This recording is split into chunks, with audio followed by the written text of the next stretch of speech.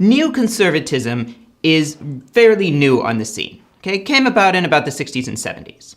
One prominent neoconservative said that a neoconservative is a liberal who was mugged by reality. The idea is basically that you had people who were New Deal Democrats, right, up to about the 60s, right? But then they didn't like some of the ways that the New Left went. Culturally, it was too radical for them. It was too soft on communism and too anti-capitalist. Right?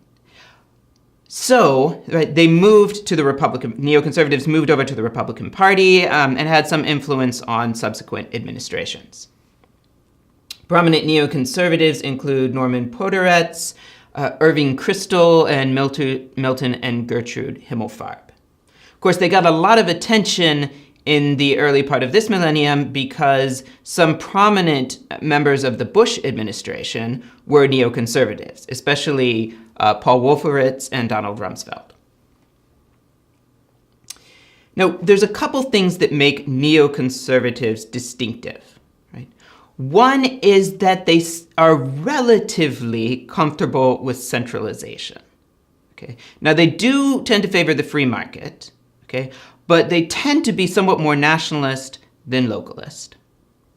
In addition, and this is a big point of difference, they tend to be optimistic about the idea of spreading democracy and capitalism abroad. Right? And of course, that was one of the things that came up in the lead up to the Iraq War. Right? A lot of conservatives, especially conservative intellectuals, came down firmly against the Iraq War. Whereas the neoconservatives, right, were seen as some of the most prominent proponents of the war. Right? I'll talk about that a little more when I get to cultural conservatism. Okay? But neoconservatives, right, tend to be somewhat less localist, right, in some ways somewhat more progressive. And in particular, they're more prone to be in favor of trying to spread democracy and capitalism to other countries.